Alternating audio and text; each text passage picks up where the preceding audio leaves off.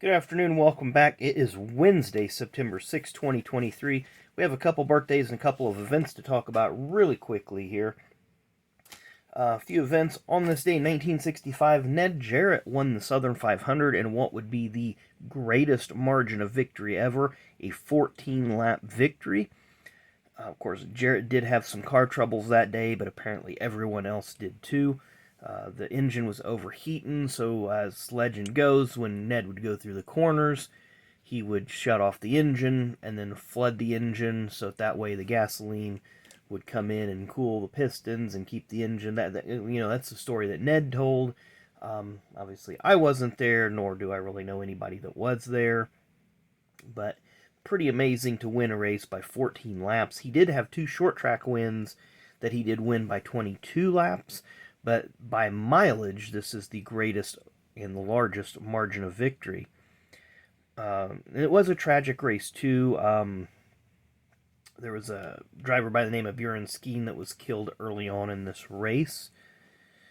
And I can't remember if one of the Myers brothers was in this race or if it was another one. But it was Darlington was pretty rough in its early days. On this date in 1992, Darrell Waltrip won at Darlington, the Southern 500, his final career win in a rain-shortened race. And Davey Allison, had he won, would have been the second driver to have ever won the Winston Million, but he fell short after some fuel mileage issues before the rains came out. Then on this date in 1998, Jeff Gordon would win his fourth straight Southern 500, something that may never happen again in our lifetimes. So we got two birthdays to celebrate today. First one is a winning car owner at the NASCAR Cup Series level, but also a champion drag racer.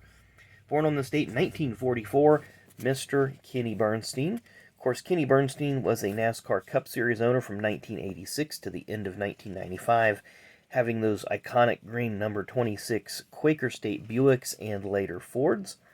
He would have drivers such as Joe Ruttman, Morgan Shepherd, Ricky Rudd, Brett Bodine, and Hut Strickland, with Rudd giving him 2 wins and Brett giving him 1. They would also give him poles, as did Morgan Shepherd and Hut Strickland. But we mentioned him and Steve Kinzer had a brief run in 95, but that didn't work out real well. We mentioned him being a champion drag racer, so he started out in the Funny Car Series. If you ever wondered where the King Racing name come from for his Cup team, right there, the Budweiser King. Quaker State was one of the sponsors on this car. At this time he had Pennzoil, but later it would be Quaker State. He'd move over to the Top Fuel. There you see the Quaker State right there. He would have IndyCar teams, and I want to say a few other race teams in some other series. Not 100% sure, but I do know he had the NASCAR team and the IndyCar team on top of the drag racing team. Our second and final birthday today comes in 1962. We could call this chameleon. This guy could be a chameleon because he was changing his colors all the time. I think that helped benefit his career and helped to extend it to some degree. But we're talking about Jeff Green, the 2000 Busch Series champion. So this was back in the early 90s when he was driving for folks like Wayne Day. Drove a few races for Michael Waltrip and some other random car owners before some guy named Earnhardt noticed him and picked him up for a couple of years in the Busch Series, 95 and 96.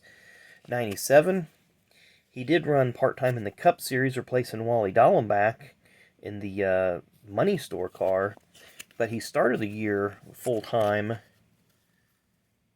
with Diamond Ridge Racing in the Busch Series.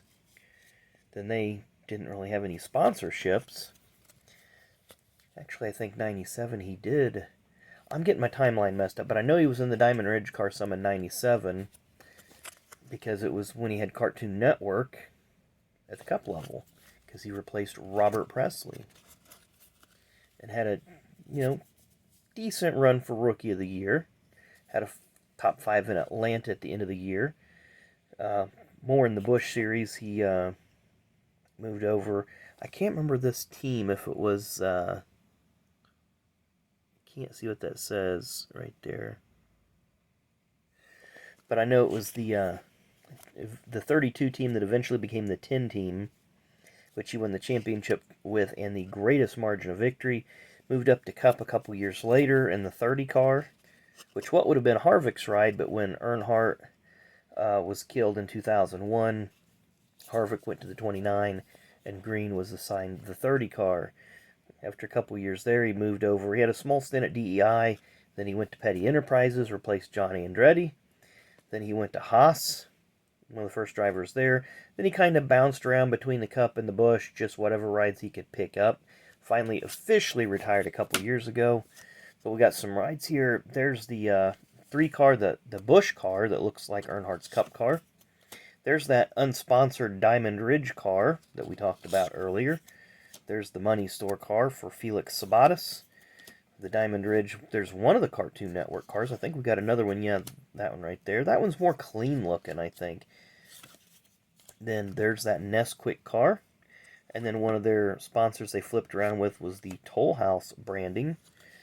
Then there's the AOL car. And then the final one we have, I don't have any of the Best Buy car, but there's the Cheerios Dodge that Jeff Green drove for Petty Enterprises. So that is birthdays and events for today. Hope you enjoyed the video. Make sure you come back tomorrow. Not sure what we've got going on just yet, but we'll have something for you. As always, thanks again for watching, and enjoy the rest of your Wednesday.